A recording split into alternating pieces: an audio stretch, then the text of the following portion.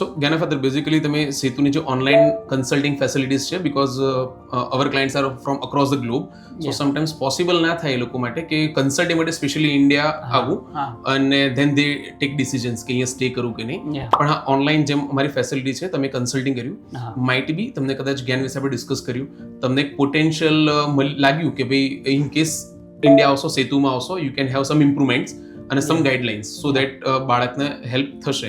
So you took decision India આવવાનું, right? આ વસ્તુના આધારે ફાઇન. અહીંયા આવીને તમે જે થેરેપી લીધી, તો ક્વોલિટી ઓફ થેરેપી જે અહીંયા અવેલેબલ છે સેતુમાં અને જે મે બી કે તમે અબોર્ડ કરાવતા હતા, ફોરેન કરાવતા હતા, એમાં શું ડિફરન્સ મેઇન તમને લાગે છે? ત્યાં આગળ થેરાપી મેઇન ડિફરન્સ કે ત્યાં આગળ જે રિઝલ્ટ મળવું જોઈતું તે રિઝલ્ટ નહોતું મળતું અને અહીંયા રિઝલ્ટ દેખાય છે. ઓકે.